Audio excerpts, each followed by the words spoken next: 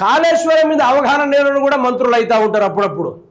విడ్డూరం ఏంటంటే జ్యూస్ తాగినప్పుడే కొన్ని మాటలు వైరల్ అవుతూ ఉంటాయి. ఈయనకు మంత్రి పదవి ఎట్లు ఇచ్చిర్రా నాయన అనిపిస్తుంది నాకైతే.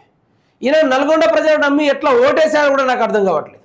నిజానికి ఇతరు పరిపాలించాల్సింది పోయి ఇతర నల్గొండ గురించి గొప్పగా చెప్పుకోవాల్సింది పోయి కాళేశ్వరం గురించి మినిమం నాలెడ్జ్ లేనోడు, కాళేశ్వరం గురించి ఒక పిల్లర్ మీద కూడా అవగాహన లేనోడు ఈరోజు కాళేశ్వరం గురించి అది ఉండదే, అది కూలిపోతే, అది కొట్టుకోపోతే అంటే తెలంగాణ రాష్ట్ర ప్రజలు వరుస కట్టి లైన్ కట్టి క్యూ లైన్లు కట్టి ప్యారాగాన్ చెప్పులు చేతులు పట్టి పల్ల చెంపల మీద కడతారు. నిజంగా చెప్తారు. ఆ రోజుల్లో రైతులనే రైతు బంధు అడిగిన వాళ్ళు చెప్పించి కొడతాను నోటు జారినాం. ఈరోజు అదే రైతులకు దారైన దిక్కైన కాళేశ్వరం అయినప్పటికీ అసోంటి కాళేశ్వరం ఉన్నా ఒకటి అది ఊసిపోతుంది, మీరు చూస్తూనే ఉండండి అనుకుంటా వెంకటరెడ్డి కోమటిరెడ్డి గారు మాట్లాడడం ఇది ఒక వివాదాస్పదమైన ముచ్చట. అరే జ్ఞానం లేకుంటే తెలియకుంటే మూసుకొని ఉండాల్సింది, అంతేగాని దాని గురించి వచ్చిరాని ముచ్చట్లు మాట్లాడితే ఎట్లా ఉంటుంది మిత్రులారా? దా ముచ్చట్లు ఒకసారి వినుకునే ప్రయత్నం చేద్దాం, చూసుకునే ప్రయత్నం చేద్దాం. ఒకసారి ఈయన మాట్లాడిన తిరిగి ఏ విధంగా ఉంటుంది ఒకసారి. ఇంకో కామెంట్ చేస్తారు, 3 గంటల పోతే తిరిగి టెండర్లు వేసుకున్న కమిషన్ల కోసం వీళ్ళు ప్రయత్నం చేస్తున్నారు. ఆ రకం కూడా ఆలోచన రీకన్స్ట్రక్షన్ చూసినా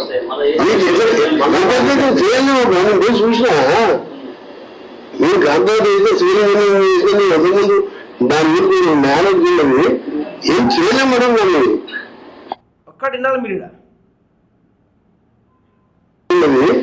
ఏం చేయలేం మేడం దాన్ని ముందు దాని గురించి మేనేజ్ చేయాలి. ఒక మంత్రి గారికి నాలెడ్జ్ ఉన్నది, దేనిపైన సివిల్ ఇంజనీరింగ్ పైన నాలెడ్జ్ ఉన్నది ఇది. అందుకనే హరీష్ రావు గారు ఆశామాషి చెప్పలేదబ్బా. ఎప్పుడైనా సరే అసెంబ్లీలోకి వచ్చేటప్పుడు కొందరు తాగి వస్తున్నారు అధ్యక్ష, డ్రంక్ అండ్ డ్రైవ్ టెస్ట్ పెట్టండి అనుకుంటా ఆయన మాట్లాడడం జరిగింది. నిజానికి ఇప్పుడు ఈయన మాట్లాడుతుంటే నాలెడ్జ్కి ఈయన అర్థమవుతా ఉంది. ఈయన ఇసంటి ముఖ్యమంత్రి అనేది ఇక్కడే క్లారిటీగా అర్థమవుతా ఉంది. ఇక్కడ నుంచి డిక్షనరీ మార్చేయండి, స్పెల్లింగ్ కూడా మార్చేయండి. నాలెడ్జ్ కాదు నాలెడ్జీ, అది వెంకటరెడ్డి కోమటిరెడ్డి గారే మాట్లాడిన సందర్భం అది. ఇక చూడండి. ఏం చేయలేం మేడం దాన్ని మొత్తం తీసేయవలసింది, అది డ్యాములు తీసేయవలసిందే. 1 సంవత్సరం 2 సంవత్సరం గోదావరి ఒకసారి విపరీతమైన ఫ్లడ్స్ వస్తాయి. 3 భాష అవుతామని చెప్పి ఎన్డీఎస్సీ మేధావులతో కూడిన సెంట్రల్ గవర్నమెంట్ చట్టపరంగా ఉన్న ఎన్డీఎస్సీ రిపోర్ట్ 3 కొట్టుకోవాలి.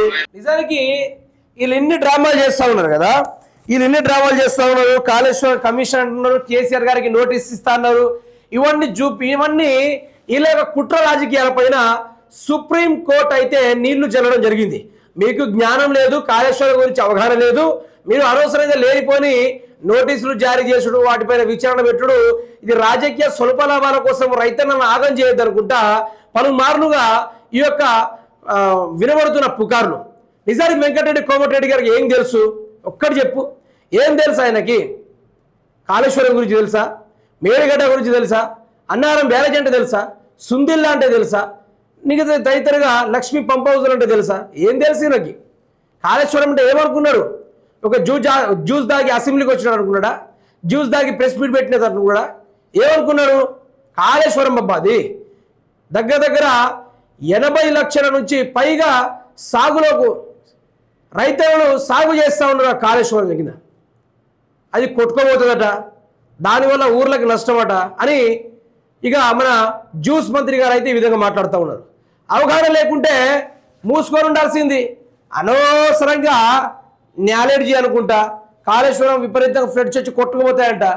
బొందేం కాదు, కాళేశ్వరం మొత్తం గేట్లు మొత్తం నిలివేసి నీళ్లు మొత్తం స్టోరేజ్ చేసినా కూడా ఒక అక్కడ ఊరాయని చెప్తా ఉన్నాడు. కాళేశ్వరం పైనుంచి నీళ్లు తరలిపోయిందని చెప్తున్నారు, కానీ ఆ బరాజ్ మాత్రం ఇంత కూడా కుంగలే జరగలేదు అనుకుంటా ఆయన మాట్లాడడం జరిగింది.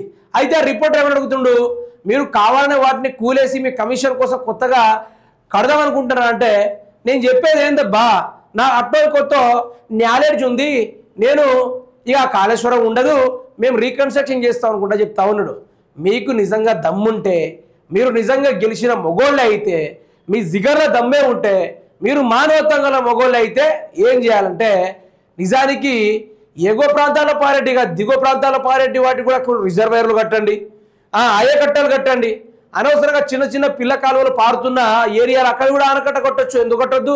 బ్రహ్మాండమైన నీళ్లు స్టోరేజ్ అవుతాయి, కట్టి చూపెట్టాలి, నీళ్ళు ఆపి చూపెట్టాలి. అంతేగాని కాళేశ్వరం పనికిరాదరికి అంటే కాళేశ్వరం పనికిరాదని దగ్గర దగ్గర 50 లక్షల రైతన్నల యొక్క ఎస్ఆర్ఎస్పి కెనాల్ని నమ్ముకున్న పూర్తి స్థాయిలో రైతన్నలందరూ పంటలు ఎండిపోయి ఆత్మహత్య చేసుకున్నా కూడా పట్టించుకునే ప్రభుత్వం సవట వాళ్ళ ప్రభుత్వం కాంగ్రెస్ ప్రభుత్వం.